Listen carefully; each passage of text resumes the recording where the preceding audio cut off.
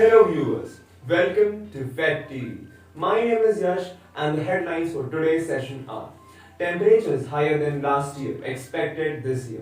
Farmers worry crop sensitive to humidity, rainfall and temperature have given very less yield in the states of Andhra Pradesh in this harvesting season. According to Indian Meteorological Department data, the maximum temperature recorded in February at the Safdar Jung weather station was 30.4 degrees centigrade, 7 above the season's normal. The temperature in the national capital hit 30 degrees Celsius mark in February at its earliest point in 15 years, IMD said. As the winter comes to close in Delhi and southern parts of the country, India, with the temperature forecast to rise for most of the month. A prolonged heat wave has been sweeping through the states of Telangana and Andhra Pradesh and other parts of the country, India. The rising temperatures could have much broader consequences. Scientists say that the rising minimum and maximum temperature is likely to harm agriculture, reducing the output of the crops like rice, wheat, and other fruits. The IMD has said that the heat wave will continue for a few more days. Average temperatures have been rising over the last few decades. Whether it can be attributed to the global warming or not, the center has a huge debate. But rising average and maximum and minimum temperatures could adversely affect the agriculture and crop yields, thereby even threatening the food security of our country, India. Lack of water has affected the quality and quantity of vegetables and fruit. Lack of quantity has led to a spike in the prices, but the farmers don't have sufficient quantity to sell and have earned less. Farm laborers are not able to work beyond 1 p.m. owing to severe heat. Moving towards our next news for today's session. Chairman and CEO John Lee resigned from his post at his company due to personal reasons. Stakeholders were anxious about who would take his position since they had high confidence in Lee. Stakeholders showed anxiousness about his position since they had high confidence and trust in Lee. Heading towards our session's third headline. A spike in buying life insurance was noted at the start of the lockdown, but now the rate has gone back down.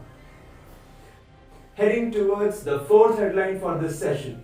Considering the comeback of 20s fashion trends on social media platforms, Pantaloons is set to launch its new collection with huge discount in mid-April 2021.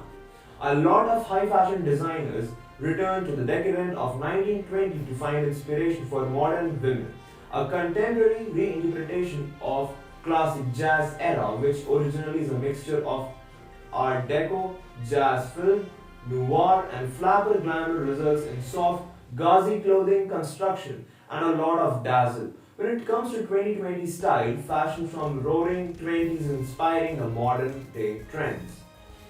From slinky slip dresses to glamorous hair accessories, 100 years later, the decade known for opulent fashion is back and taking over our closets. This collection will be launched by mid-April on Pantaloons showroom across the country. Moving towards the last headline for this session. Britannia is planning to invest about Rs 300 crore in its proposed greenfield plant in Uttar Pradesh. Britannia Industries is planning to invest about Rs 300 crore in its proposed greenfield plant in Uttar Pradesh. The company is already scouting for land in the central part of the state for its proposed factory. The project is expected to generate direct and indirect employment opportunities for 1,500 people and enrich the local supply chain of sugar and flour which are available in abundance in the state. Britannia Industries had submitted a proposal to set up greenfield units either in Hardoi or Barabanki districts of the state. The proposed plant, spanning roughly 30 acres, will manufacture a variety of confectionery products including bread, biscuits, etc.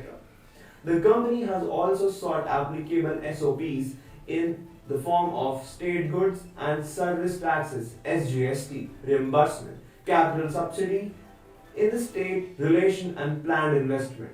The project is likely to be cleared once the preliminary report by the industrial department is submitted and vetted by the government.